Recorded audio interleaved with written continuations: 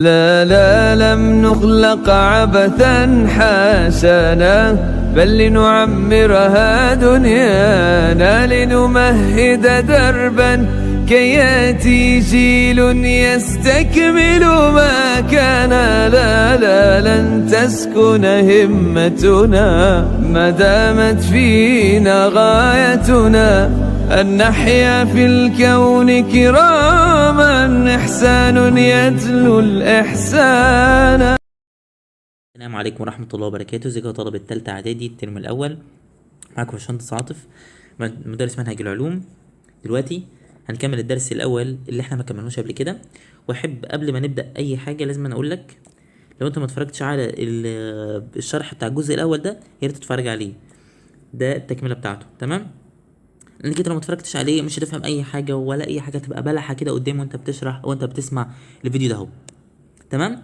وعشان خاطر برضو تتاكد انك انت كويس فيه بعد ما سمعت الشرح، هتلاقي فيه كويز هتلاقي من تنزل في الفيديو ده اهو في التعليقات، يا ريت تدخل عليه. تمام؟ ويبقى بيتعمل ليه شهادات تقدير للناس المقفله الكويز. تمام؟ هو اصلا كويز سهل. تمام؟ طيب نبدا بسم الله. نبدا بسم الله وصلى على النبي كده وصلى على رسول الله. طبعا انا ان شاء الله هاخد الدرس ده لوكشه واحده كده، انواع السرعه والسرعه النسبيه.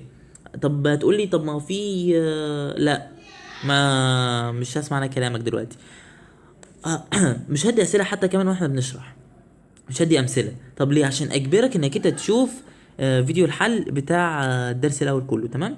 طب بتقول انا مش فاهم حاجه، لا بص، وانا بشرح هقول لك امثله صغيره عشان تفهم بس البدايات اذا كان في انواع السرعه او في السرعه النسبيه. تمام؟ وهفهمك وهتفهم مني باذن الله باذن الله باذن الله. طبعا انا مش هحط كام، مش هحل اسئله معاك عشان خاطر الفيديو ما يطولش معايا. تمام؟ وهتشوف الفيديو الحل باذن الله. فيديو الحل هيسهل معاك كتير جدا، لان في معلومات كتير انا مش عارف اقولها في الفيديو. تمام؟ يلا بسم الله بسم الله. هنبدا بقى دلوقتي بانواع السرعه. ايه انواع السرعه؟ طبعا السرعه لها انواع. طبعا عندك سرعه، نصغر الخط،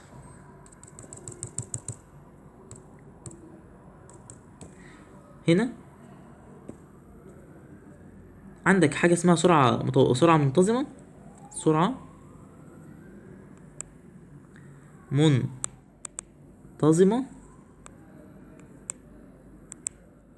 وسرعه غير منتظمه،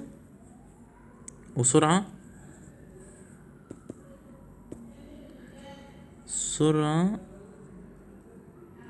غير منتظمه. تمام؟ ايه تاني كده؟ سرعه منتظمه وسرعه غير منتظمه. ابدا اشرح لك الاول ايه سرعه منتظمه وايه سرعه غير منتظمه قبل ما نعمل اي حاجه. لو انا بالهايلايتر هنخلي لون كده بسيط بسيط.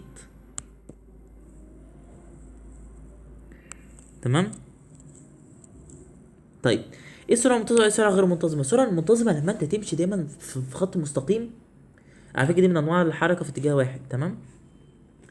السرعه المنتظمه انك تمشي في خط مستقيم بمسافه ثابته بسرعه ثابته بمسافه ثابته بزمن ثابت. لازم مثلا هقول لك انا مشيت، ادي مثلا ده خط، ايه ده؟ ماشي يا عم، هذا الخط ده حلو قوي. بص ادي هنا كده، ادي كده، ودي كده ودي كده. تمام؟ ادي مثلا 1 ثانية، وده 1 ثانية، وده 1 ثانية، وده 1 ثانية. هنا معاك هنا 5 متر، 5 متر، 5 متر، 5 متر. اعرف انها زي سرعة منتظمة. مش احنا قلنا ان السرعة عين اهو، ادي عين بتساوي فيها على زين؟ خلاص جرب. فيها على زين هيديك 5 متر على الثانية، فيها على زين برضو 5 متر على الثانية، فيها على زين برضو 5 متر على الثانية. تمام كده؟ اداك سرعة منتظمة، سرعة ثابتة. تمام؟ هنعرفها لك دلوقتي. نمسح الكلام ده كله، نمسح نمسح نمسح نمسح نمسح. مش عايز تتشال انت؟ انا هشيلك، حاضر. ماشي، عينيا الاتنين. اتفضل كده. الله، ايوه كده. بسم الله. ايه السرعة المنتظمة بقى؟ انت بتهزر، لا انت بتهزر بجد. يلا بسم الله بسم الله. السرعة المنتظمة نكتب تعريفها بقى. بسم الله الرحمن الرحيم. السرعة المنتظمة هي السرعة اللي تتحرك فيها الجسم. اكتب ادي السرعة، اكتب معايا. السرعة هي السرعة التي يتحرك بها الجسم لكي دي بتاعت دي، مش بعمل حسابك يعني. لكي يقطع مسافات متساوية في أزمنة متساوية. تمام. طيب زي ما انا شرحت لك قبل كده، على فكرة انا ممكن اقول لك ان هو مثلا ادي خطوة دي كده اهي، تمام تمام تمام تمام، ادي ثانية، ادي 2، ادي 4، ادي 8، ادي 16، تمام. واقول لك هنا ادي 1، 3. لا بلاش دي، بلاش بلاش. برضو اقول لك برضو 1 و2، اقول لك وادي 4 وادي 8 وادي 16. لما تيجي تقسم المسافة على الزمن ادي متر متر متر متر متر، ودي ثانية ثانية ثانية ثانية، تمام. تيجي تقسم كل واحد على واحد يطلع لك واحد صحيح، ادي واحد متر على الثانية، ويطلع لك 1 متر على الثانية، وده كده 1 متر على الثانية، 1 متر على الثانية، 1 متر على الثانية. فاهمني؟ فديت مسافات متساوية في أزمنة متساوية. طيب نمسح. مش شرط يكون واحد وواحد، واحد، لا. ممكن يكون واحد بس بتتضاعف بعد كده، بس لو هنا زاد له الضعف برضه اللي تحت هيزيد له الضعف. تمام. تمام جدا. ادي ادينا مثال على الموضوع ده. طيب ندي بقى سؤال كمان، ادي سؤال بس عشان خاطر اعرفك، سؤال بسيط. يا ربي، بسم الله. ندي سؤال. بسم الله. هقول لك مثلا ما معنى قولنا ان. السلام. ايه معنى قولنا ان بقى؟ ان السيارة تتحرك، ان السيارة تتحرك بسرعة منتظمة، تمام. مثلا بسرعة كام؟ مقدارها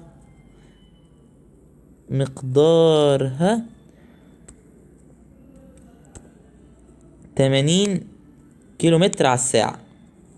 دي كده هتقول لي تعمل فيها ايه دي؟ ايه ده؟ ما ده سؤال صعب. هقول لك لا مش صعب ولا حاجة. وانا قلت لك قبل كده على فكرة في الفيديو اللي فات، لما يقول لك ما معنى قولنا ان، تعرف ان هو يقول لك عايز تعرف السرعة المنتظمة، بس هتغير شوية حاجات انا هقول لك عليها دلوقتي.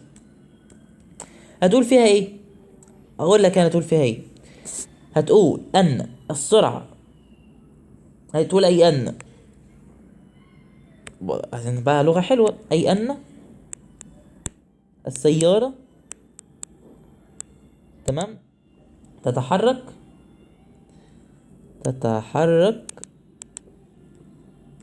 يادي، بسم الله، تتحرك بسرعة ثابتة.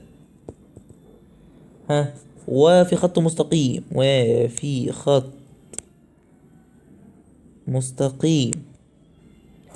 بحيث ايه الخط ده؟ بحيث يقطع 80 كيلومتر كل ساعة. طب تمام كده. ما هي احنا مش قلنا السرعة المتصل دي اسمها سرعة ثابتة اهي، نعملها كده سرعة ثابتة. كده انت استنتجت ان السرعة بتبقى ثابتة، وانا شرحتها لك، ما بتقطع مسافات متساوية في ازمنة متساوية يبقى السرعة ثابتة. طيب ايه تاني؟ هقول لك انا على حاجة. في ملحوظة انت المفروض خدتها قبل كده، هنغير لونها برضو بقى لونها حلو زي ده كده. هنكتبها كده ملحوظة، نكتب كده ملحوظة. ايه ملحوظتك دي؟ ملحوظة تنتقل جميع موجات الكهرومغناطيسية تنتقل جميع موجات الكهرومغناطيسية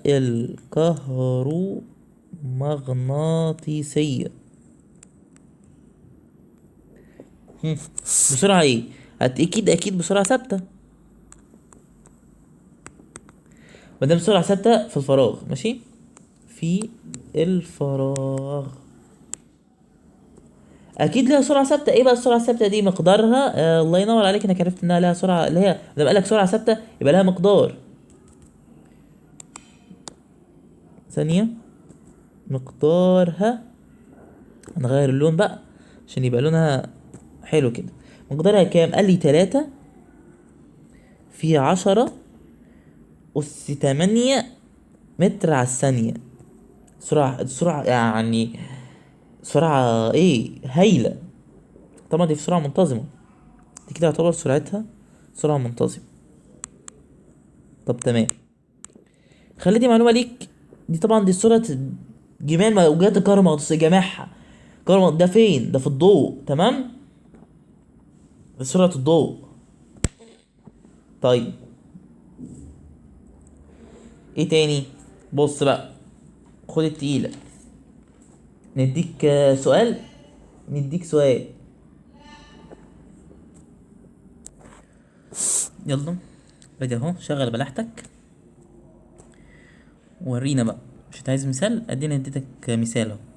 بيقول لك انا شغل بلاحتك. انا دي كده بيقول لك جسم تحرك في خط مستقيم بسرعة منتظمة، وسجلنا البيانات دي دلوقتي، وادي قطعها الجسم في ازمنة مختلفة. شغل بلاحتك بقى، اقول لك احسب سرعة الجسم، وعايز قيمة كل من س وصاد. ادي س اهي، وادي صاد اهي. ورينا بقى. قبل ما نعمل اي حاجة احنا عارفين، انا بقول لك احسب سرعة الجسم، احنا عارفين ان السرعة عين اهي بتساوي ف على ز. خلاص، ورينا. ادي هي ف اهي، وادي ز اهي.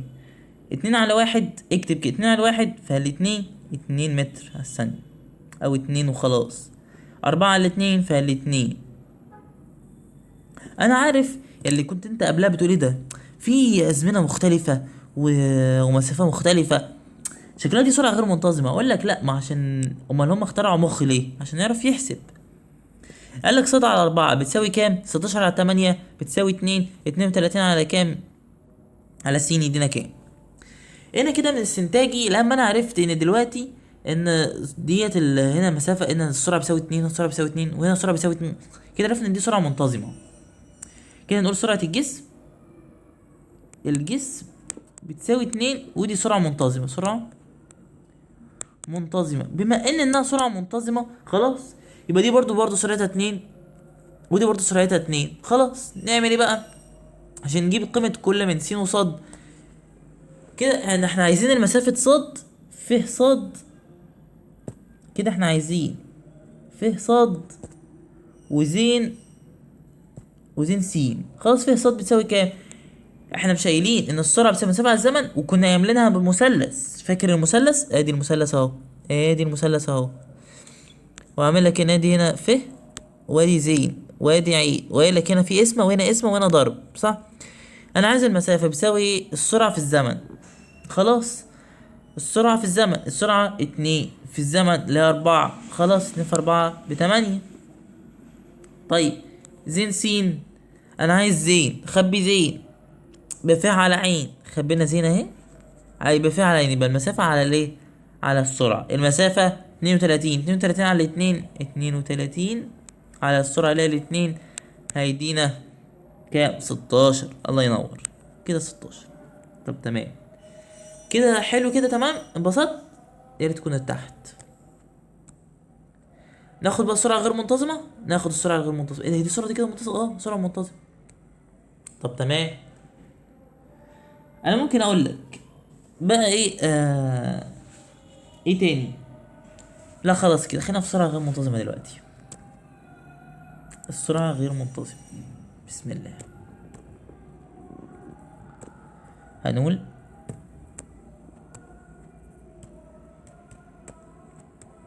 السرعة السرعة غير منتظمة. ايه تعريفها؟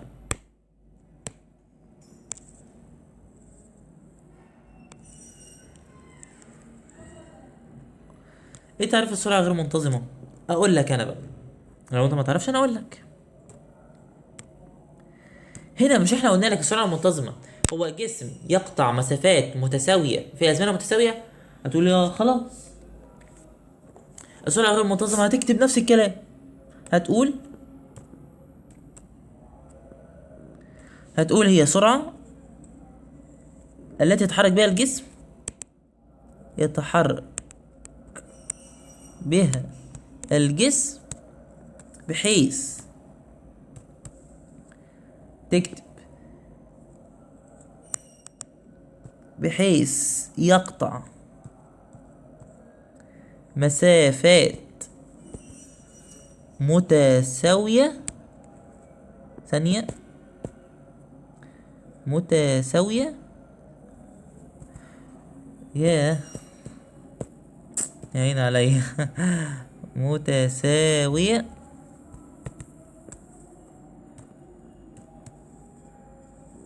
ثانية في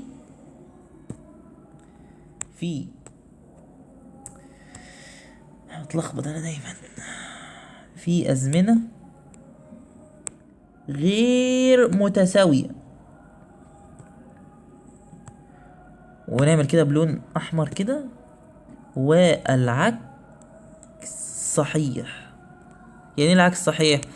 يعني هي السرعة التي يتحرك بها الجسم في مسافات متساوية في ازمنة غير متساوية برضو، او في ازمنة متساوية ومسافات غير متساوية. تمام؟ او هي سرعة يتحرك بها الجسم بمسافات حيث يقطع مسافات متساوية بازمنة غير متساوية، او سرعة التي يتحرك بها الجسم بحيث يقطع مسافات غير متساوية في ازمنة متساوية. لازم أن يكون شرط ان الاثنين يبقى غير متساوي، يا اما زمن متساوي في ازمنة متساوية او زمن غير متساوي في ازمنة متساوية. ازمنة غير متساوية في مسافات متساوية. تمام. طيب ممكن اسألك علل دلوقتي، علل حركة مترو الأنفاق، حركة مترو، بلاش يا عم، بلاش مترو الأنفاق، حركة السيارات،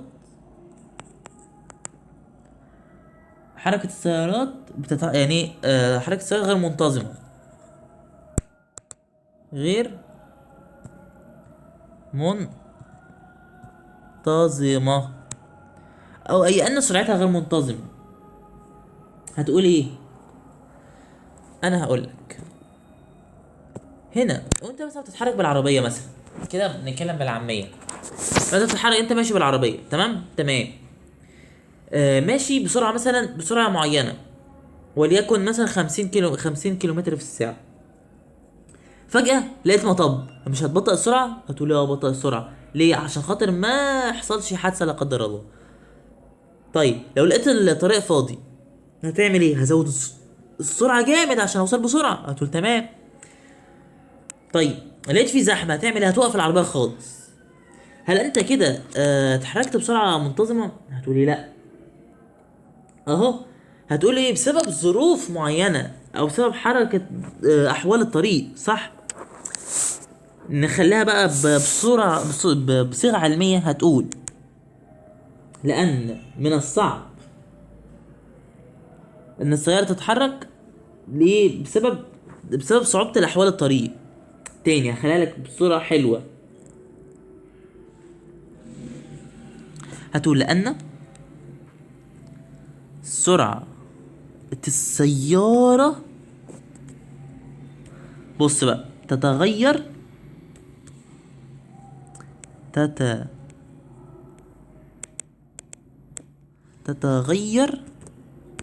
حسب أحوال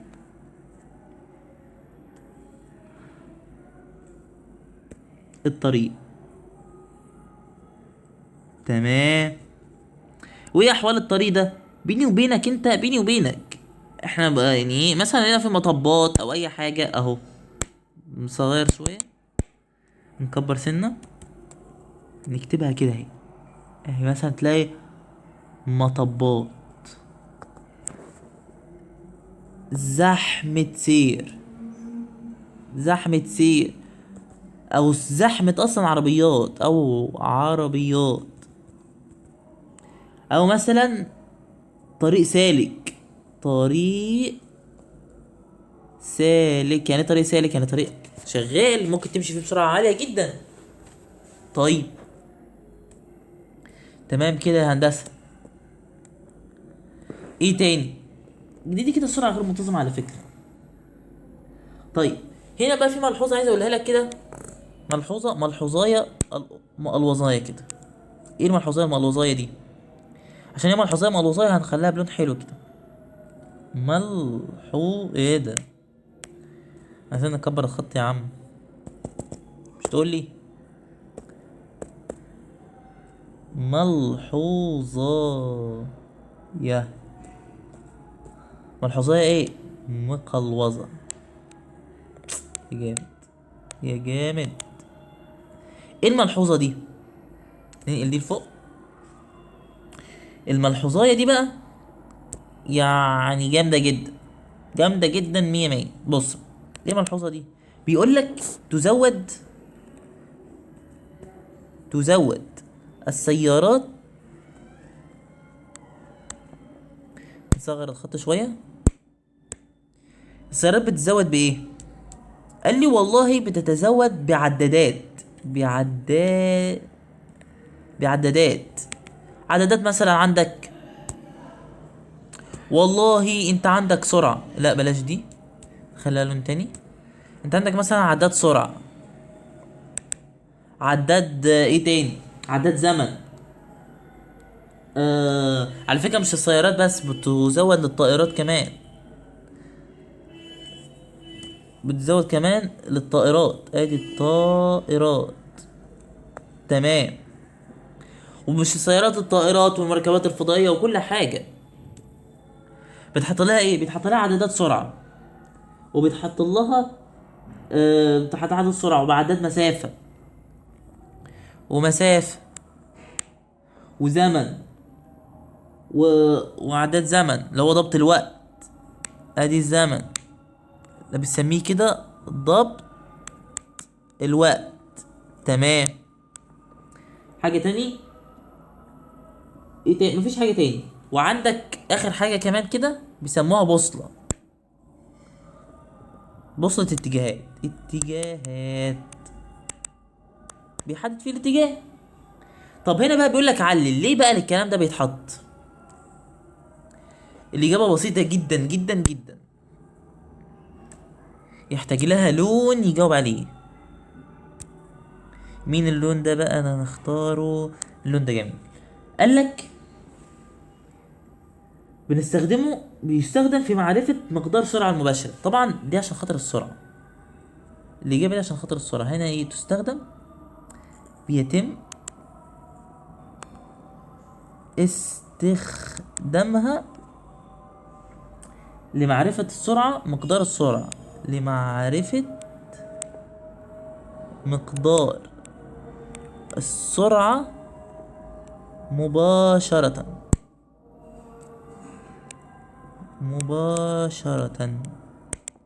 انا حاسس ان لون القلم فاتح شوية، فمش مبين منه حاجة، صح؟ ثانية، انا عايز اغير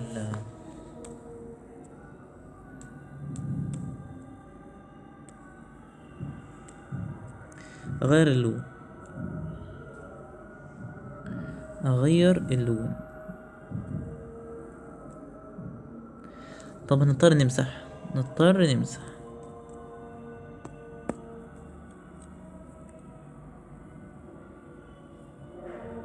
الأذان بيأذن، هنقفل شوية ونرجع على ما يخلص الأذان. الله كله معه. بسم الله الرحمن الرحيم. طبعا رجعنا بعد الأذان. شغل براحتك. دي سؤال اهو حلو مديك دلوقتي. طيب تأكد انه بيسجل. مديك دلوقتي هنا مسافات، تمام. ادي المسافة اهي، وادي المسافة اهي، وادي المسافة اهي، وادي المسافة اهي. طيب يقول لك احسب السرعة مع ذكر سبب. جرب انت تحل الأول وبعد كده يبقى تعالى بص. طيب حليت. بص بقى، طبعا انت توقف الفيديو، بس انا بقول لك كده بسرعه الفيديو، بسرعه الحاجه على طول. انا احسب السرعه احنا عارفين ان السرعه بتساوي المسافه على الزمن. نغير اللون واحنا بنحل. راحت فين اهي. احسب السرعه بتساوي المسافه على الزمن. فين المسافه؟ هنا لما انت لقيت هنا واحد وانا صفر، انت بتعمل ايه؟ انت بتنقص. مادام مش اداك مسافه محدده، مثلا من النقطه دي للنقطه دي كده، مثلا اقول لك مثلا اهو. بص انا هقول لك دلوقتي. ما قالكش مثلا من 7 ل4 وقال لك مثلا 5، تعرف على طول انك انت لازم تطرح. طب انا عارف برضو الوهله الاولى هتقول ان اسفنا مسافات متساويه، مسافات غير متساويه وازمنه غير متساويه، فكده انت عرفت ان هي ايه. ادي كده دي ثانيه عشان تبقى عامل حسابك، يعني دي ثانيه ودي ثانيه ودي ثانيه. هتقول انها غير منتظمه برضو، اقول لك برضو اجابتك غلط زي ما انت. ليه؟ احنا مش بناخد بالشكل، احنا بنحل. والله ربنا خلق لنا مخ عشان نحل بيه، نفكر بيه، مش بالنظر. تمام؟ طيب ايه اللي احنا هنشتغل عليه؟ مادام هنا اداك مسافة ما بين الاتنين، تطرح بقى 1 - 0. يعني دي كده السرعة الأولى مثلا، ادي السرعة 1، برمز لها يعني هتساوي 1 - 0 على الاتنين. هيديك كام؟ هيديك نص متر على الثانية. طب تمام، جرب اللي بعده. عين اتنين هتساوي كام؟ ادي 3 - 1. 3 - 1 على كام؟ على 4. هيطلع لك 2/4، يعني هتساوي نص متر على الثانية. نفس الكلام، عين 3 هتساوي 4 - 3 1 على الاتنين، برضو نص متر على الثانية. عين 4، ادي عين 4 هتساوي 7 - 4 3 على 6. هيديك على 3 فالواحد، على 3 فاللي على الاتنين، يبقى هيديك نص برضو متر على الثانية. دي كده عرفنا انها سرعة منتظمة. قالك مع ذكر السبب كده احنا قلنا ان دي سرعة منتظمة. نمسح الكلام ده كله، نمسح الهري ده كله. هنسيب بس اول واحدة عشان عرفنا خلاص انها سرعة منتظمة. هتكتب بقى كده زي الشاطر انها دي كده دي سرعة منتظمة. طب هتقولي السبب ايه؟ ما هو قطع مسافات متساوية في أزمنة متساوية.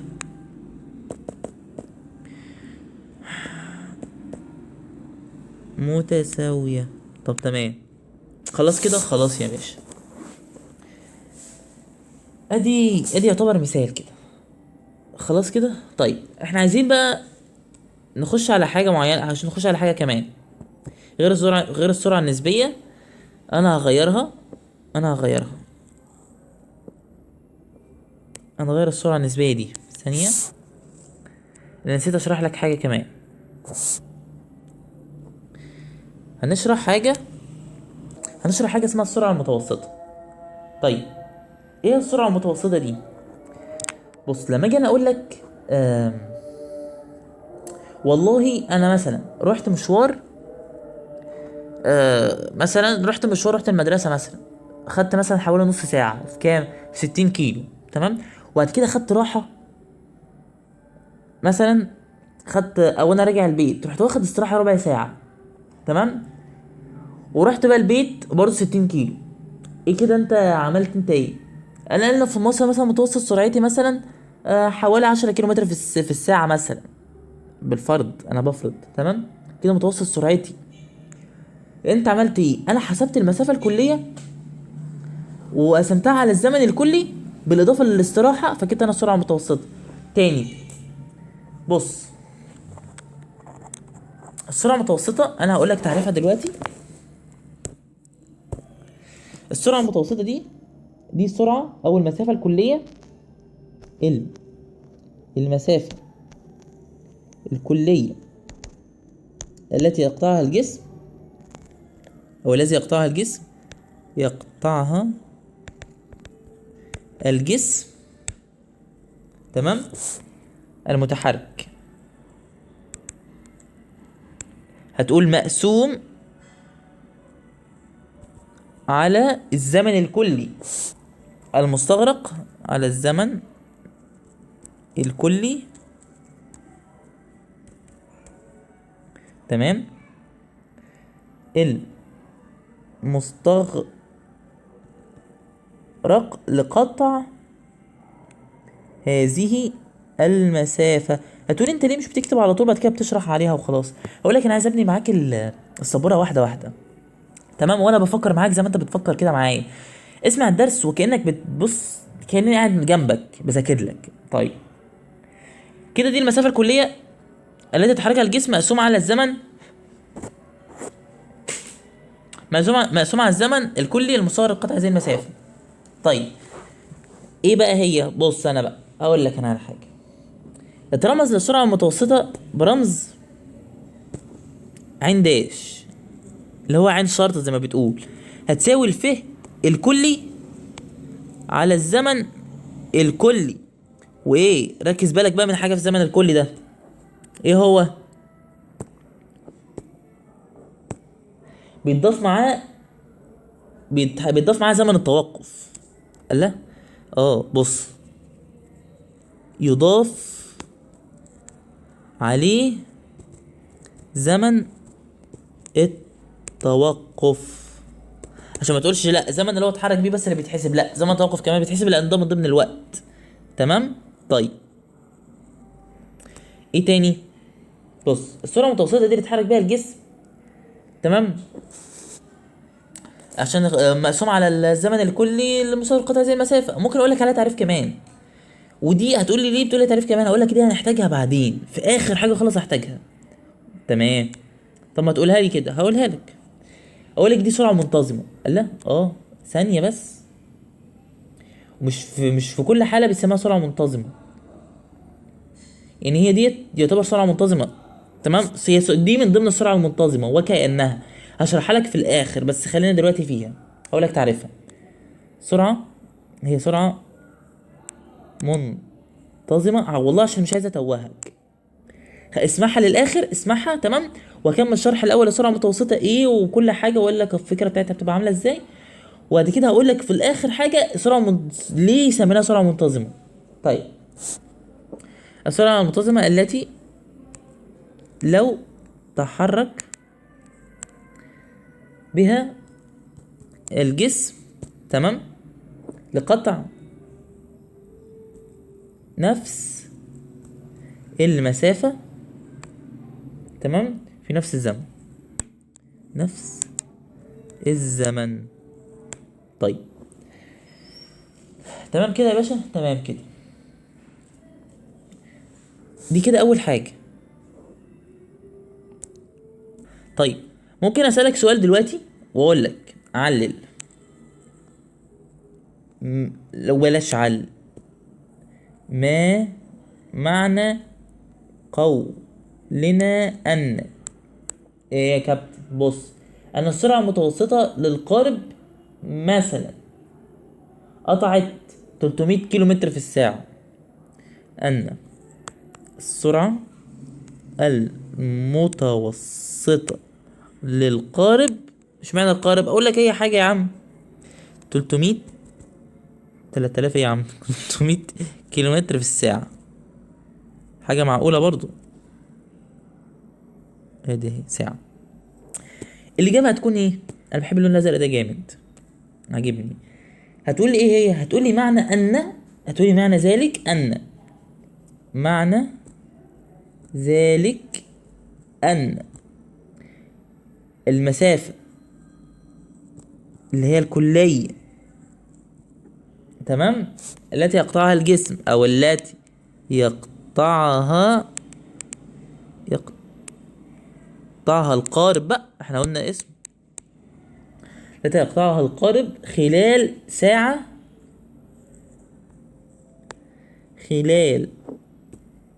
ساعة تساوي 300 كيلو متر. طب تمام، هديك سؤال كمان، سؤال برضو من اللي قلبك يحبه. بص بقى دي السؤال اهو. قطع عداء مسافة 200 متر جري، 200 متر جريا في زمن قدره 2 ثانية، ثم عاد إلى نقطة البداية سيرا مستغرقا 160 ثانية. عايز السرعة المتوسطة للعداء. بص وانت بتشتغل على الحاجة دي حاول انك ترسمها. طيب ادي العداء مثلا، قال لك فين؟ ما قالكش فين. احنا بقى نختار ندي نقطة البداية بتاعته، وادي اهو العداء اهو، ادي اهو العداء اهو. بص قطع مسافة 200 متر جري، مثلا النقطة دي خد 200 متر، اخد اهو كده دي سهم اهي، وادي سهم اللي انا بقول لك عليها اهي، ادي 200 متر جري في كام؟ في 2 ثانية. بص بقى تمام. قال ثم عاد نقطة البداية، ادي اهو وصل هنا تمام. قال لك رجع لنقطة البداية سيرا خد 160.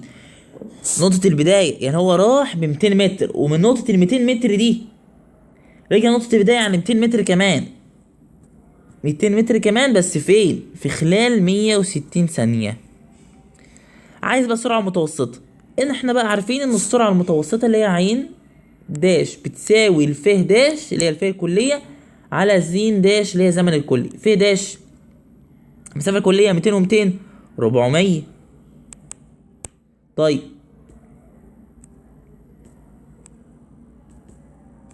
400 على الزمن الكلي زمن 2 ادي 162، 162 ثانية هتساوي كام؟ طبعا هتساوي تقريبا، طبعا انا عملت لها الحاسبة هنا مش بدماغي يعني، هتبقى 2.5، 2.5 متر على الثانية. تمام؟ تمام. دي كده سرعته المتوسطة 2.5 متر على الثانية. انت فهمت هي جت ازاي؟ طيب ممكن بقى انا كده قلت لك السرعة المتوسطة بتاعتها. انا بقى اسألك سؤال كمان، انا عايز بقى سرعة ذهابه وسرعة عودته. طيب انا لو عايز اجيب سرعة الذهاب، عين زال اللي هي سرعة الذهاب مثلا، انا بفرض والله عادي، ما تقولش ان ديت فرض انك تكتب مثلا عين زين، لا ممكن تقول سرعة الذهاب عادي هتساوي ف زين. انا بختصر بس زي زين ماشي. سرعة الذهاب مسافة الذهاب كام؟ 200 على الزمن بتاعها 2 كام؟ هيديك 100 متر، 100 متر، 100 متر على الثانية. دي كده السرعة العادية على فكرة. طب سرعة العودة اللي هي عين هتساوي ف عين على زين عين، هتساوي 200 برضو، ما هو نفس المسافة، قالك عن نقطة البداية على 160. 200 على 160 بيساوي كام؟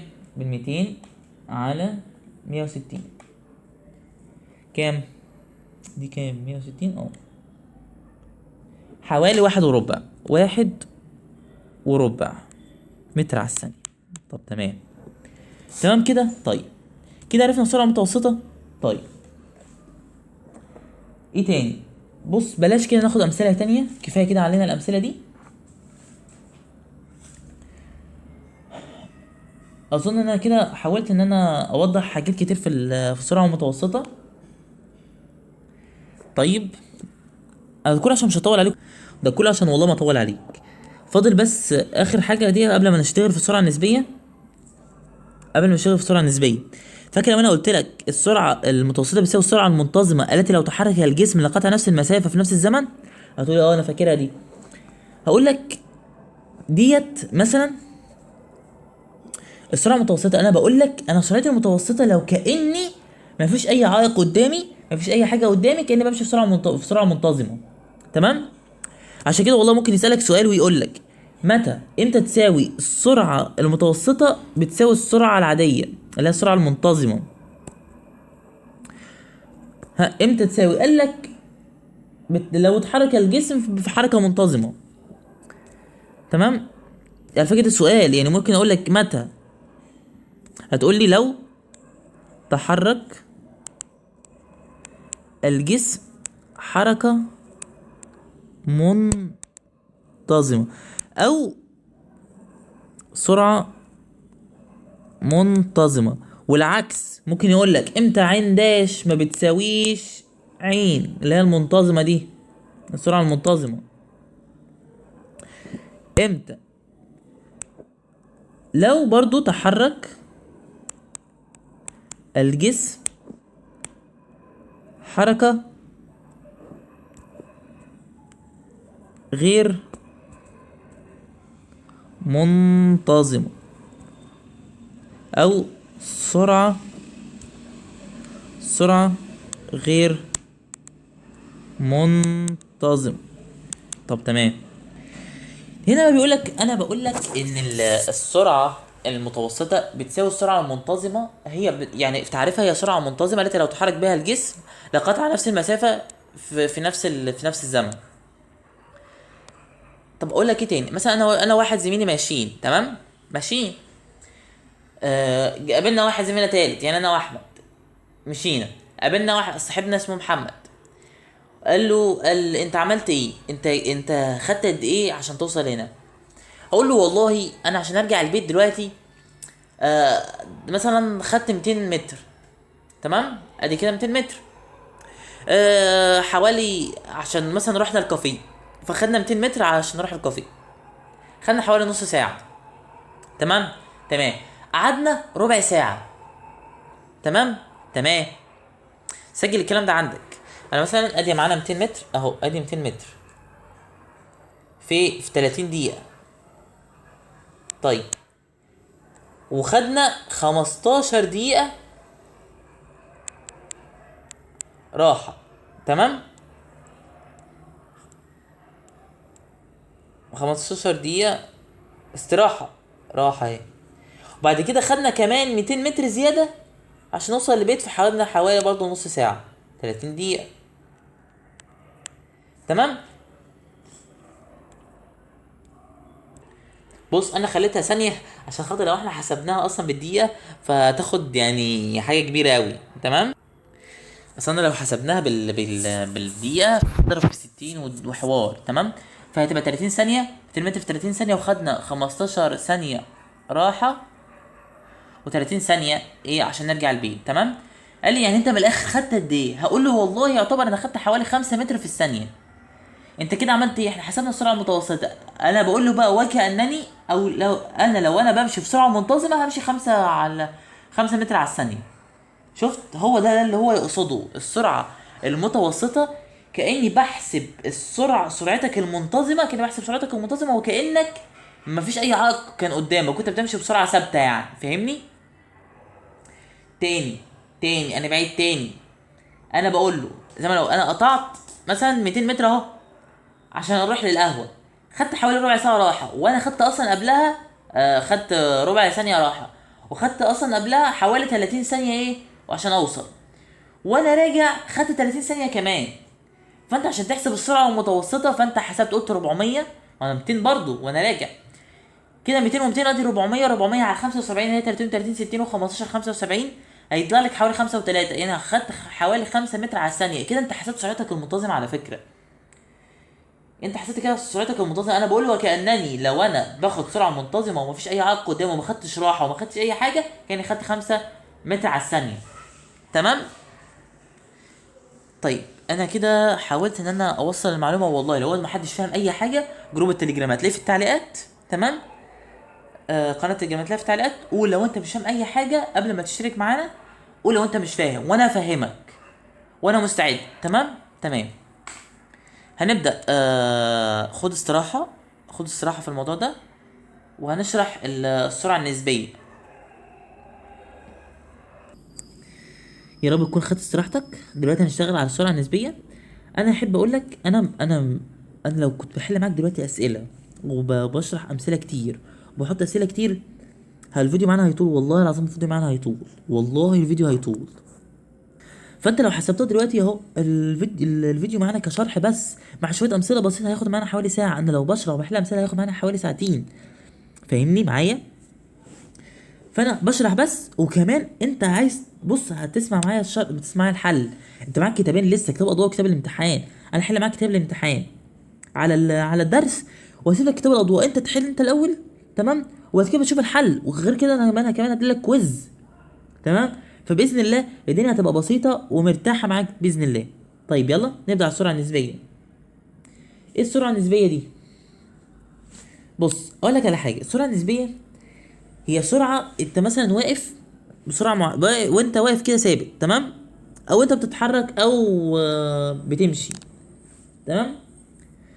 لقيت مثلا عربيه معديه قدامك وانت واقف، هتقول انت كده سرعتها النسبيه مثلا حوالي 5 متر في الثانيه، تمام، او 5 كيلومتر في الثانيه. انت 5 كيلومتر في الساعه.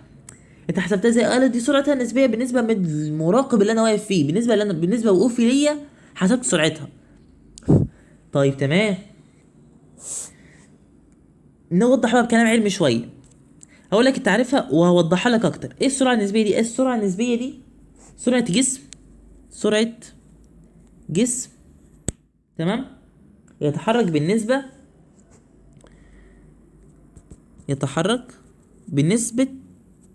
بالنسبه لمراقب، تمام، ساكن، والله ساكن، متحرك بقى، اذا كان متحرك سيرا، جريا، راكب حاجة. غير كده كمان بالمواضيع دي كلها اسكان اصلا في نفس الاتجاه او عكس الاتجاه، تمام، اذا كان في نفس الاتجاه او في عكس الاتجاه. طب تمام، ادي عكس اهي. طيب وضح اكتر. انا مثلا واقف دي كده ساكن، وقدامي كده عربيه بتمشي، انا كده يعتبر حسبت ايه؟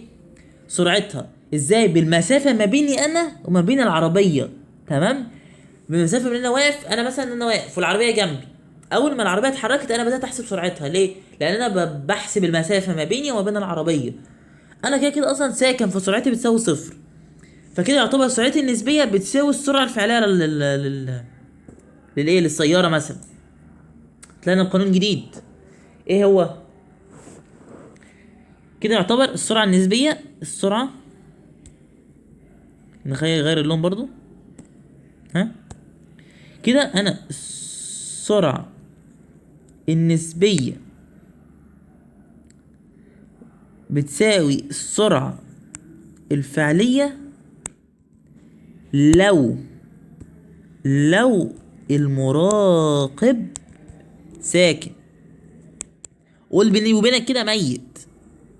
لو مراقب ميت كده يبقى هو السرعه بتساوي السرعه الفعليه. طيب برضو طلعنا بحاجه مهمه جدا. ايه الحاجه المهمه دي؟ الحاجه المهمه اللي اقدر انا اقولها لك، اقدر اقول لك ان تختلف، اعتبرها ملحوظه، تختلف السرعه النسبيه، تمام، نصغر الخط شويه معلش. السرعه النسبيه حسب حاله المراقب واتجاهه. زي ما انا وضحت لك، قلت لك فعلا بتختلف، صح؟ هتقولي اه بتختلف لو انا كنت واقف او انا متحرك، كان سيرا او جريا او راكب، لو في نفس الاتجاه وفي عكس الاتجاه بتختلف على حسب حالة المراقب، لان انا بحدد المسافة ما بيني وما بين العربية، ما بين المراقب وما بين اللي بيتحرك، تمام. طيب هنلونها.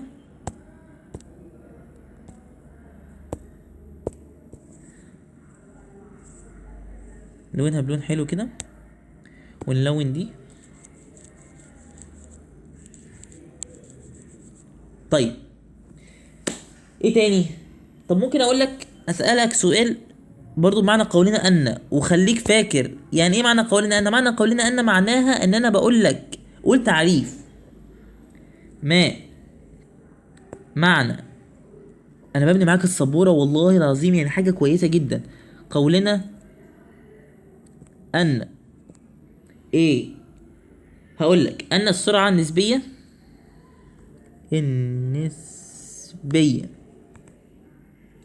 لسياره متحركه بتساوي، سرعتها النسبيه بتساوي 90 كيلومتر على الساعه. كده انا ممكن نسبيه كده ممكن اقول لك هي سرعه الجسم اللي يتحرك بالنسبه لمراقب ساكن بتساوي 90 كيلومتر على الساعه، او بالنسبه لمراقب متحرك برضه 90 كيلومتر على الساعه. ليه؟ ما هو ما قالكش حاله المراقب ايه، لا كان ساكن ولا متحرك، فانت ممكن تقول له كده. فممكن تقول على فكره بطريقه تانية جامده جدا شيك برضو، وكمان بتوفر منك وقت. ايه؟ هقول لك معنى ذلك، بتبين انك انت فاهم. معنى ذلك ان، على فكره باللغه بتاعتك، باللهجه العلميه بتاعتك، بتبين انك انت فاهم اكتر. معنى ذلك ان سرعه السياره بالنسبه للمراقب، مراقب ما، بتساوي 90 كيلومتر على الساعه. طب والله دي حلوه. طيب احنا طلعنا الملحوظه الاولانيه، انا برضو هحدد لك بلونها، بلون حلو تاني كده. دي الملحوظه الاولانيه اللي احنا طلعنا منها. هنطلع ملحوظه تانية دلوقتي. ايه هي الملحوظه التانية دلوقتي اللي احنا هنقولها دلوقتي، وبرضه هنلونها؟ الملحوظه التانية انا ممكن اقول لك ممكن يكون المراقب متحرك في نفس في عكس الاتجاه. تمام اهو، ممكن اقول لك مراقب متحرك في عكس اتجاه الجسم المتحرك. ماشي، اعمل انا ايه؟ انا عايز احسب سرعتها النسبيه. بيقول لك وهفهمها لك، افهمها لك انا. قال لك مراقب متحرك. بص انا اعدل الحاجه واجي هنا. بيقول لك بيتحرك مراقب عكس اتجاه الجسم المتحرك. انا احسب سرعتها النسبيه ازاي؟ بيني وبينك انت لسه قبل ما نكتب القانون. ايه؟ بص، انا مثلا راكب عربيه، راكب ميكروباص، لقيت في ميكروباص عكس الاتجاه بتاعي. تمام. وهما الاتنين بيعدوا برضو ما بين بعض. انت حسيت ان هو سرعته كبيره جدا. انت حسيت ليه كده؟ هقول لك انك انت يعتبر جمعت سرعه الميكروباص اللي انت فيه مع سرعه الميكروباص التاني. فانت جمعت السرعتين، فالسرعه النسبيه بقت بالنسبه لك كبيره جدا. تمام. هو بيعدي ما بينك كده، بيعدي هوا كده في عكس الاتجاه. طبعا في منا حسها بالاتنين. مثلا ده عكس الاتجاه، بتقول سرعتها ده سريع جدا، ايه ده بيمشي بسرعه كبيره؟ لا، مش بسرعه كبيره، ده بيمشي بسرعه وهو في عكس الاتجاه. فانت جمعت السرعتين، فطلعنا منها بقانون. ايه القانون ده؟ القانون ده بقى اللي احنا طلعنا منه، هتبقى باللون الاسمر برضو زي ما احنا عملنا. هتقول ان السرعه النسبيه هتساوي سرعه المراقب زائد السرعه الفعليه. هلونها لك، كله بيتلون عندنا الالوان كلها لو انت عايز. ادي اهو، لا مش دي، ادي اهو، ادي قانون وادي قانون، وكل ليه شروط. امتى السرعه النسبيه بتساوي السرعه الفعليه؟ لو كان المراقب ساكن يعني ميت. بلون تاني، لو المراقب ساكن يعني ميت. هنا بقى قالك لو بيتحرك المراقب عكس اتجاه الجسم المتحرك، هتقولي السرعة النسبية بتساوي سرعة المراقب وتساوي السرعة الفعلية. انا بقى هكتب لك برضو التلخيص بتاعها، ونكتب كده عكس اتجاه. انا عارف انت كنت هتقول ايه، نطرح. لا بص، انا هكتب لك ايه عكس الاتجاه. ملحوظة كمان، طيب لو بيتحرك المراقب، طبعا انت المفروض تسأل انت السؤال ده. لو بيتحرك المراقب، يتحرك المراقب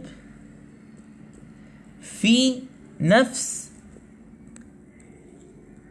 اتجاه الجسم المتحرك، ايه اللي هيحصل؟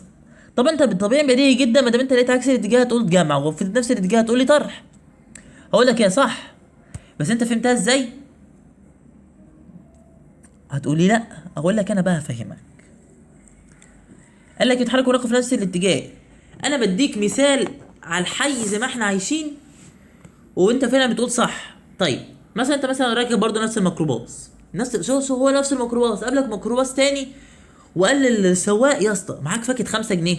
ايه ده؟ وانت بتبص له كده، ايه ده؟ وانتوا واقفين؟ مع ان هما ماشيين بس انت حاسس ان احنا في حاله سكون. يروح هما مديلين ال5 جنيه، معاك فكه 10، يروح مديله 5 وهي مديله 10. ايه ده؟ وفي نفس هما الاتنين من نفس الاتجاه وبنفس السرعه. تمام. مش لازم بنفس السرعه، بنفس الاتجاه. حسيت ان في سكون. هتقولي كده معناها ايه؟ انت كده يعتبر انت كده طرحت السرعتين، طرحت سرعه الميكروباص وطرحت سرعه الايه، الميكروباص التاني. مثلا سرعه الميكروباص ده 50 كيلومتر على الساعه وسرعته تاني 60 كيلومتر على الساعه. انت عملت ايه؟ انت طرحت ال 60 على ال 50، بقت النسبه 10، فالنسبه قلت جدا. فنطلع بالقانون ده. قانون ايه؟ نعمل باللون الاسمر. طلعت بقانون ان السرعه النسبيه هتساوي سرعه المراقب ناقص السرعه الفعليه. يا طب تمام. ده في ايه؟ لو في نفس الاتجاه هكتبه لك دلوقتي. اتقل. ده نفس الاتجاه. طيب انا بقى هقول لك سؤال كمان بقى. هقول لك انا بدي سؤال من عندي انا بقى، هو على فكره عليك برضو. قال لك طيب لو سرعه المراقب بقت بتساوي السرعه الفعليه،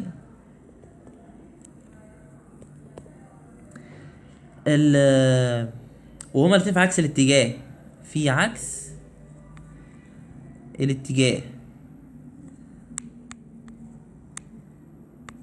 السرعه النسبيه هتساوي ايه؟ احب اقول لك السؤال ده لو انت سالته بجد فانت فعلا عبقري. لو سرعه المراقب بيساوي السرعه الفعليه، السرعه النسبيه تساوي ايه؟ هقول لك مثلا سرعه المراقب 1، تمام، وسرعه السرعه الفعليه 1، وفي عكس الاتجاه. احنا القانون بتاعنا قال السرعه النسبيه بيساوي سرعه المراقب زائد السرعه الفعليه لو كان في عكس الاتجاه. لو سرعه المراقب 1 وسرعه الفعليه 2 يبقى السرعه النسبيه 2. هتقولي ايه الفرق؟ ايه المشكله؟ انا هقول لك ايه المشكله. المشكله بقى كده انت طلعت قانون جديد. ايه؟ هتقولي كده ان السرعه في الحاله دي، في حاله ان سرعه المراقب بتساوي السرعه الفعليه في عكس الاتجاه، اقدر اقول لك ان السرعه النسبيه تساوي ضعف احد السرعتين اذا كانت مراقب او الفعليه. لو قال لك سرعه المراقب بتساوي السرعه الفعليه وما ادكش السرعه الفعليه في السؤال، بس اداك سرعه المراقب، هتقول السرعه النسبيه بتساوي ضعف سرعه المراقب ايا كان. لو سرعه المراقب مثلا 1 هضربه في 2، لو سرعه 3 هضربه في 2 هديك 6. تمام. طيب ما دام انا سالت لك السؤال ده، انت بالتالي هتسالني سؤال كمان. ايه السؤال التاني انت تساله لي؟ طيب لو سرعه المراقب برضه بتساوي السرعه الفعليه عادي، لكن في نفس الاتجاه، ايه اللي هيحصل؟ اقول لك والله انت لو سالت السؤال ده بجد يبقى انت فعلا بتفهم. لو انت مش سالت السؤال ده يبقى انت بلحة. ماشي. طيب انا هرد عليك على السؤال ده. مش احنا قلنا في القانون ان لو في نفس الاتجاه بنطرح السرعتين، بس قال لك السرعه المراقب بيساوي السرعه الفعليه عادي. لو سرعه المراقب 1 والسرعه الفعليه 1 اطرحهم من بعض يديك 0. الله، هي بقت كده. كده اكتشفنا ان السرعه النسبيه هتساوي 0. بس كده على فكره الطوبة ده درس خلص. بس انا هطلع منك بحاجتين كمان. اطلع منك بحاجتين كمان. ايه؟ مش احنا قلنا سرعه المراقب بتساوي السرعه الفعليه في عكس الاتجاه؟ يعني السرعه النسبيه بتساوي ضعف احد السرعتين. بالتالي السرعه النسبيه اكبر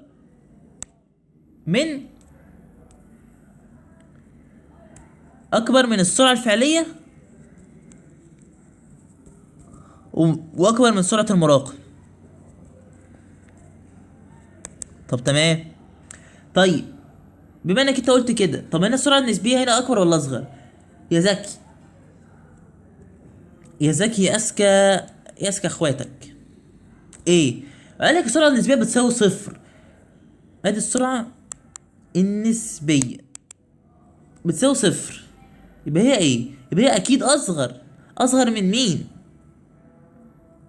اصغر من السرعه الفعليه. تمام. لا ثانيه بس عشان خاطر بس انت ما تتوهش كده. دي علامه الاصغر. اصغر من مين؟ اصغر من السرعه الفعليه اللي هي اصلا بتساوي سرعه المراقب. طب تمام. طب والله حلو. من الحاجه دي كمان ممكن اقول لك هنا، بدل احنا جبنا السرعه بقى، هنا برضو السرعه النسبيه دي بتساوي كام؟ هنا السرعه النسبيه برضو، هنا السرعه النسبيه اكبر برضو، اكبر من مين؟ اكبر برضو من السرعه الفعليه ومن سرعه المراقب. وبرضو في حاله النقص دي كده في عكس الاتجاه. طب في نفس الاتجاه السرعه النسبيه المفروض انت تستنتج الكلام ده منين؟ من الحل. انت افرض رقم وجرب، هتبقى اصغر بقى من سرعه الفعليه او سرعه المراقب. دي حاجه ترجع بقى للارقام. هتكتب كده اصغر من اما من الفعليه او من المراقب، لان لازم واحد من الاتنين يكون اكبر من السرعه النسبيه واكبر من سرعه المراقب او اكبر من السرعه الفعليه. انت فاهمني؟ تاني كده احنا يعتبر خلصنا الدرس اصلا. بس مش هتدي امثله، لا بلاش امثله دلوقتي. احنا يعتبر عدينا الساعه. طيب ايه السرعه النسبيه؟ السرعه النسبيه هي السرعه التي يتحرك بها الجسم لمراقب ساكن او متحرك، لو كان سيرا او جريا او راكبا في نفس الاتجاه او في عكس الاتجاه. طب لما اجي عايز اقول تعريفها، بص تعريفها بسيط جدا. هتقول السرعه التي تتحرك بها الجسم بالنسبه لمراقب ما. طيب انا لو قلت لك ان ان المراقب ساكن، هتعمل ايه؟ يبقى السرعه النسبيه بتساوي السرعه الفعليه. طيب ليه؟ لان المراقب سرعته بتساوي صفر. ممكن اقول لك برضو اقول لك ان سرعه المراقب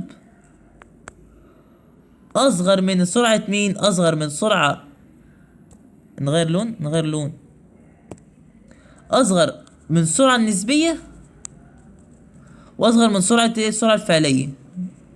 لا انت ممكن تطلع بقوانين انت بتطلع بحاجات كتيره، بس انا عايزك دلوقتي تذاكر الحاجات دي. دلوقتي الحاجات اللي انا بقولها لك ديت هنعرفها واحنا بنحل، وهترجمها واحنا بنحل، ما تحسش انك انت تايه.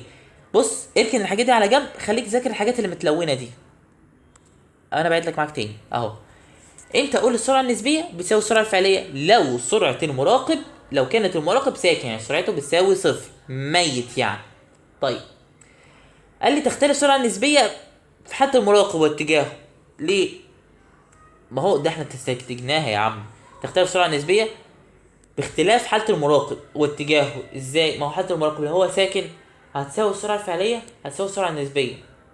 طيب لو المراقب متحرك بتختلف برضه. لو مراقب في نفس الاتجاه بتختلف، عكس الاتجاه بتختلف.